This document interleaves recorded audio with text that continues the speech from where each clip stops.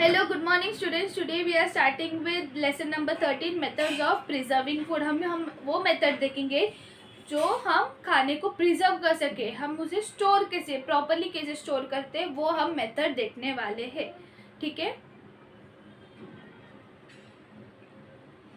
We need wheat, rice, pulses etcetera throughout the year. हमें rice चाहिए, फिर wheat चाहिए, फिर पल्सेस चाहिए. हमें पूरे साल में हम यही हमारे डे टू डे लाइफ में हम ये खाते रहते हैं.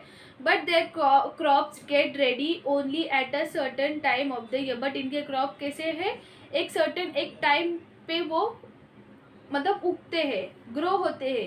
In order to have the grain available throughout the year, one season crop must be stored and protected till the next season. और ये जो हमारे क्रॉप्स है, जो हमारा ये व्हीट, राइस, पल्सेस है, वो एट अ टाइम ही मतलब एक कोई सीजन में वो ग्रो होते हैं. और ये available in order to have the grain available throughout. और ये जो हमारी ग्रेन है, जो हम खाते हैं, वो पूरे साल में अवेलेबल होने के लिए हमें इसे अच्छे से स्टोर करके रखना पड़ता है, उसे प्रोटेक्ट करना पड़ता है. जब तक उसका नेक्स्ट सीजन नहीं आ जाता तब तक उसे संभाल के रखना पड़ता है. Different food stuffs are produced in different places. अलग अलग खाने की चीज़ें, फूड स्टफ मतलब खाने की चीज़ें ग्रो होती है अलग अलग प्लेसेस में. They have to be made available in good condition to people at long distance. They have to be made available in good condition to people at a long. हाँ, तो जिधर ये ग्रो होता है वहाँ से लेके जब वो ग्रो हो गया, जब हमने काट दिया, जब उन्हें निकाल के रख दिया है, तब से लेके जब तक हम हमारे पीपल्स लोगों की तरफ मतलब तब तक नहीं पहुँचा देते, तब तक हमें उस हमारे फूड स्टफ को अच्छे से संभाल के रखना है, उसे खराब होने नहीं देना है. For example, it must be ensured that the eggs, milk and product remain in good condition during transport from the dairy to poultry farm till they reaches their uses. और इधर एग्जाम्पल दिया है कि एग, मिल्क और जो हमारे milk product है ये गुड कंडीशन में रहना चाहिए. जब ये बनाया जाता है तो फिर वो बनने से लेके ट्रांसपोर्ट होने तक, फ्रॉम डेयरी से लेके फिर पोल्ट्री फार्म तक, फिर पोल्ट्री फार्म से हमारे तक आने तक वो अच्छे कंडीशन में होना चाहिए. Different fruits and vegetables are available in abundance in different season. जैसे मैंने कहा कि ये जो व्हीट, राइस, पल्स एक्सेट्रा है, जो हमारे ग्रेन्स है, ये सब एक सीजन वाइज में एट उनके सीजन में वो ग्रो होते हैं अबंडेंस में, मतलब बहुत ज़्यादा. वैसे ही फ्रूट्स और वेजिटेबल भी उनके सीजन में ग्रो होते हैं. Mango they also taste their best in that season. और वो उनके सीज़न का मतलब जब वो आते हैं, जब उनका फ्लेवर आता है, जब वो ग्रो होते हैं तो उनकी टेस्ट बहुत अच्छी होती है. बट हमें क्या करना, जब वो ग्रो हो रहे तो हम उसे जितना होता है हमारे सीज़न में हम उतना स्टोर कर लेते हैं. लेकिन हमें उसे इस तरह यूज़ करना है कि उसका टेस्ट वो पूरे साल में हमें वही टेस्ट आना चाहिए. जैसे कि फॉर एग्जांपल अगर समझो अभी हमारा मैंगो हमें मोस्टली हमारे सीज़न में मिलता है, दैट इज़ मे, हमारी छुट्टी के सीज़न में, मई वाले सीज़न में मिलता है. अभी वो उसी टाइम में ग्रो होता है. लेकिन साल भर में अगर समझो मुझे अक्टूबर में खाना पड़ा, अब नवंबर में मन हुआ कि मैं मैंगो मंगवाना है, तो हम फ्रूट शॉप में देखते हैं ना मैंगो रहता है, तो उसकी भी टेस्ट वही रहती है. ऐसे नहीं कि कुछ अलग टेस्ट आ रही है, फीकी टेस्ट आ रही है या फिर कुछ अलग मीठापन नहीं है, सेम फ्लेवर सेम टेस्ट आए. तो ये कैसे किया जाता है वो भी हमें पता होना चाहिए. तो हम इस चैप्टर में वही लर्न करने वाले हैं. तो वही वहाँ पे सब लिखा है कि हमें जो भी फ्रूट वेजिटेबल उस सीज़न में ग्रो हो रहा है तो उसे हम अबंडेंस में स्टोर करें और उसको अच्छे से मेंटेन करें. जब वो डिलीवर हुए हमारे यूज़र जो हम पीपल है उनके पास जब आएगा तब उनको वही टेस्ट आए, ऐसा नहीं कि कुछ अलग टेस्ट आए. वही वहाँ पे मेंशन किया है. Various kind of papad, jams and pickles, onion, fish and masalas are prepared and preserve for the whole year in many homes. आपने देखा है हर घर में पापड़, जैम है, फिर अचार, पिकल्स को अचार बोलते हैं, ओनियन, फिश एंड मसाला ये घर पे ही बनाया जाता है पूरे साल, मतलब इन द होल ईयर, हर साल में. फिर इन मैनी होम्स, हर घर में ये बनता ही रहता है. Now it is we can buy such ready product in the market too. ये जो चीज़ हम घर पे बनाते हैं ये अभी मार्केट में भी आते हैं. To avoid having to go out of the market for provision again and again, we store what we need for several days in our house. तो वही चीज़ हम बार बार मार्केट जाने का अवॉइड करें तो हम ये सब चीज़ पहले से ही स्टोर करके रखें हमारे घर में. If the food preserved for one meal is not finished, then we use certain method of keeping it from spoiling in order to have it again the next time or the next day. अगर हमने कुछ खाना बनाया है एक time के लिए, अगर वो ख़त्म नहीं हुआ तो हम हम कुछ मेथड यूज़ करते हैं कि वो स्पॉइल ना होए और हम उसे यूज़ कर सकें नेक्स्ट टाइम हमारे नेक्स्ट डे के लिए. ठीक है, तो वो हम मेथड अभी हम पढ़ेंगे इसमें. If we know the reason why foodstuffs go bad, we would know what to do to keep them from spoiling. अगर हमें रीज़न पता अगर हमें रीज़न जानना है कि ये खाने की चीज़ें क्यों ख़राब होती है तो हमें उनको स्पॉइल होने से we would know what to do keep them from spoiling. तो उन्हें स्पॉइल होने से कैसे बचाया जा सकता है वो हमें जानना चाहिए. From the information you obtain, you must have gathered the following. यहाँ पे कुछ information दिया है. In winter, that is the cold winter, foodstuff keep longer. In winter में अभी जो ठंडी का इसमें cold weather में foodstuff जो खाने की चीज़ें वो बहुत टाइम तक रहती है. If they are kept in the refrigerator or kept cold on ice, they keep even longer. अगर हमने foodstuff जो हमारे खाने की चीज़ें अगर हमने अभी रेफ्रिजरेटर हमारे फ्रिज में रख दिया रेफ्रिजरेटर में आइस के ऊपर तो वो खाना और देर तक रह सकता है. Grains are dried in the sun before storing. जो हमारे ग्रेन्स है उसे हम क्या करते हैं ड्राई करते हैं सुखाते हैं धूप में कड़कती धूप में स्टोर करने से पहले. Onions and potatoes are kept to dry in the open air in summer and then stored in a dry place. जो हमारे पोटैटोज और ओनियन है उसको हम क्या करते हैं पहला हम उसे ड्राई करते हैं खुली हवा में हम लोग उसको ड्राई करते हैं इन द समर धूप के टाइमिंग में and then store in a dry place और एक उसे हम स्टोर कर देते हैं. If you boil milk it does not get spoil immediately. अगर हम दूध को हम बॉयल करते तो वो तुरंत ख़राब नहीं होता है. वैसे ही curries and vegetable preparation are brought to boil to prevent them from spoiling till the next meal. अगर हम कुछ भाजी बनाते हैं मम्मी अगर कोई भाजी बना रही है अगर उसे हम गर्म करके खा रहे तो इसका मतलब वो ख़राब नहीं हो रहा है तो हम उसे नेक्स्ट मील तक यूज़ कर सकते हैं उसे गर्म करके हम खा सकते हैं. Milk mango pulp are food that spoil quickly.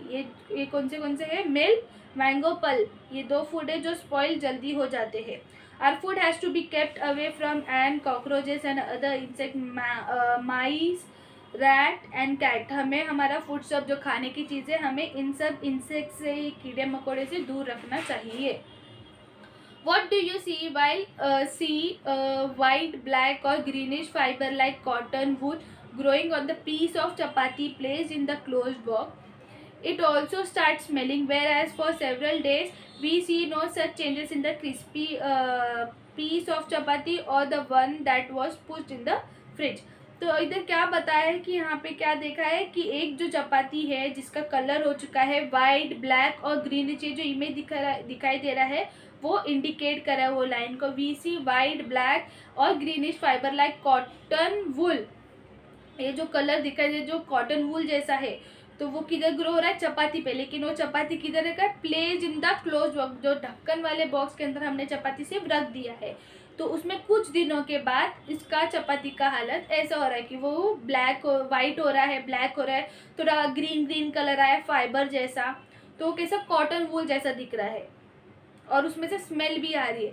लेकिन उसी सेवरल डेज में हमने कुछ चपाती को क्रिस्पी करके रखा मतलब रोस्ट करके रखा है क्रिस्पी करके लेकिन वो ख़राब नहीं हुई है.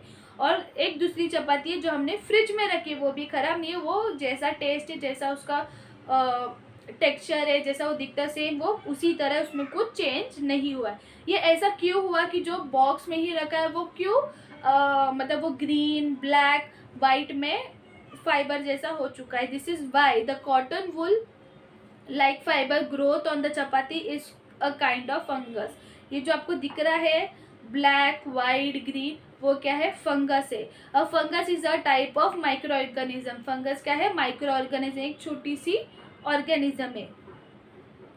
Spores of the fungus are present in the air and water. जो हमारे स्पोर्स है, जो फंगस की जो छोटे छोटे दाने हैं, वो किधर प्रेजेंट होते हैं, हमारे हवा और पानी में अवेलेबल होते हैं, वो हमेशा उधर ही रहते हैं। The chapati in the box created favourable condition of the growth of the fungus, availability of food, water and the warm, that is why the fungus grew on the chapati of the box. अभी उस जो box है उसके अंदर भी क्या है, हवा है, एयर है उसमें, तो एयर के वजह से उस अवेलेबिलिटी, देखो खाना भी है, एयर भी है, और वहाँ पे गर्म फील भी हो रहा है, उस वजह से वहाँ पे फंगस ग्रो हुआ है चपाती में। ये रीज़न है कि बंद वाले डब्बे में चपाती के ऊपर ये फंगस कैसे आया, क्योंकि वहाँ पे गर्माहट थी, हवा था, क्योंकि कंटेनर के अंदर हवा रहता है, ये मतलब पैक नहीं था, एक बॉक्स के अंदर था ना, तो उसके अंदर हवा थी, हवा तो रहती है हर जगह पे, और उस वजह से वो फंगस बैठ गए, क्योंकि हमारा फंगस जो है प्रेजेंट रहता है इन द एयर एंड वाटर।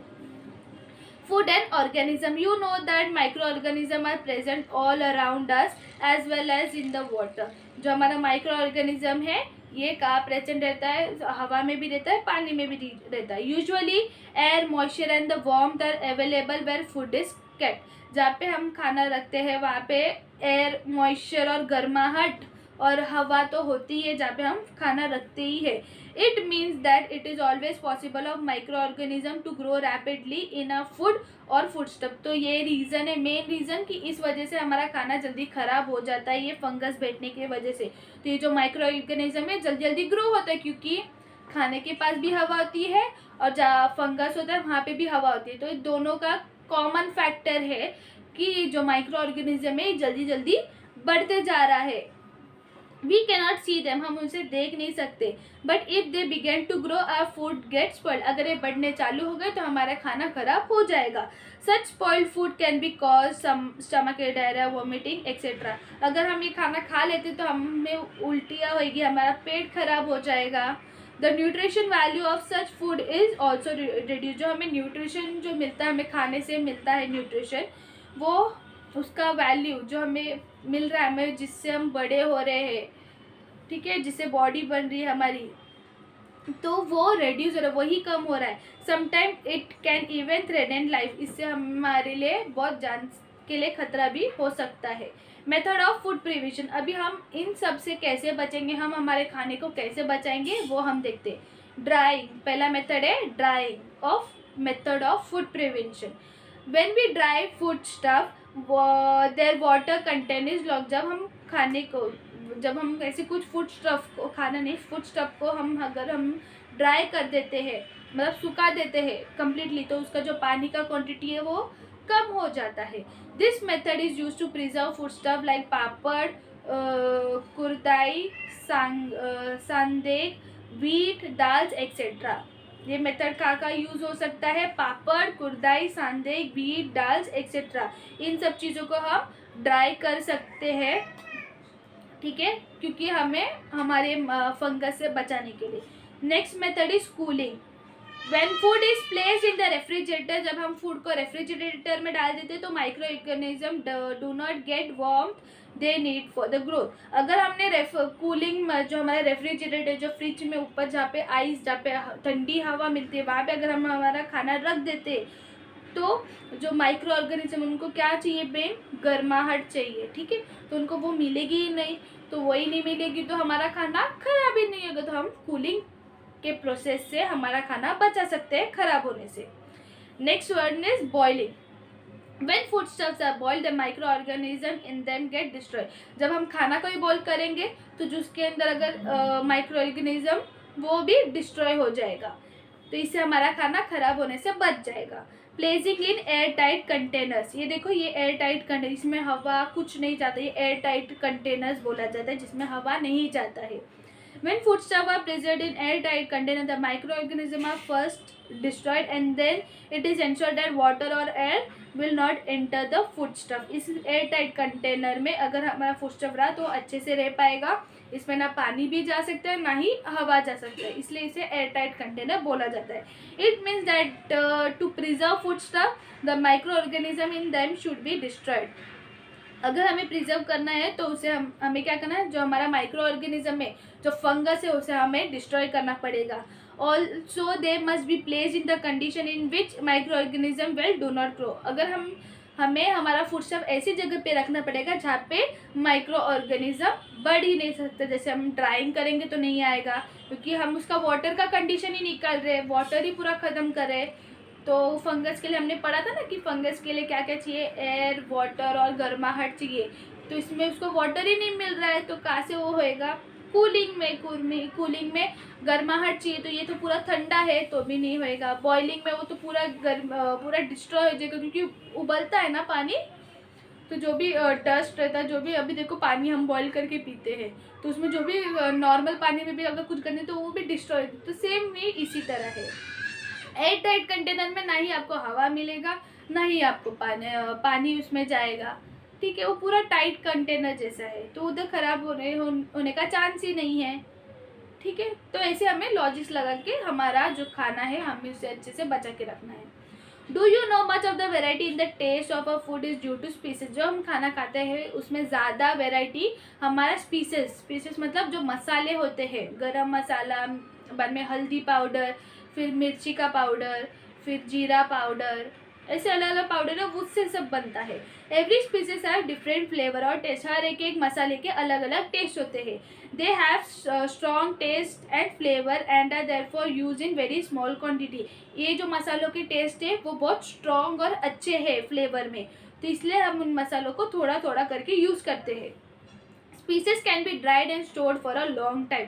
ये जो मसाले हैं हम इसे ड्राई मतलब सुखा के उसे बहुत टाइम तक यूज़ कर सकते हैं और स्टोर कर सकते हैं. They can be mixed and powder to many different variety. हम उससे मिक्स भी कर सकते हैं या फिर उसका पाउडर बना के अलग अलग वेराइटी में मिक्स करके यूज़ कर सकते हैं मसाले में. Different spices are obtain from different species are obtained from species part of different plant. ये जो स्पाइसेस है जो हमारे हैं ये अलग अलग प्लांट से बनते हैं. ठीक है, हमें ऑलवेज रिमेंबर क्या रखना है, when buying food in sealed bag or box make sure you check the expiry. जब हम कुछ बॉक्स खरीद रहे हैं खाने की चीज़ है तो हमें उसके पीछे एक लेबल लिखा हुआ है कि कब पैक किया और इसकी एक्सपायरी कब है, तो हमें एक्सपायरी डेट चेक करके लेना चाहिए और वो हमेशा प्रिंट रहती ही है. वॉट वी हैव लर्न, हमने क्या लर्न किया है, if pickle jams etcetera are made in the right season they can be enjoyed for the whole year. अगर ये सही सीजन में बनाया गया तो हम उसे पूरे साल यूज़ कर सकते हैं. If air, water and warmth are available micro organism grow rapidly in the food system. अगर एयर, वाटर, गर्माहट, वार्मथ अगर ये अवेलेबल रहेगा तो हमारा माइक्रो ऑर्गेनिज्म जो फंगस है वो बढ़ते ही जाएगा. सब micro organism cause the food stuff to get spoiled. ये जो माइक्रो ऑर्गेनिज्म है ये हमारे खाने को खराब कर देते हैं. Drawing, cooling, boiling and canning foodstuff as also adding preservation to them are the different method of preserving food. ये हमारे क्या है, ये मेथड्स है कि हम फूड को कैसे प्रिजर्व कर सके और इन्हें बचा सके, स्पॉइल खराब होने से कैसे बचा सके, ये बता गया है. Okay, bye.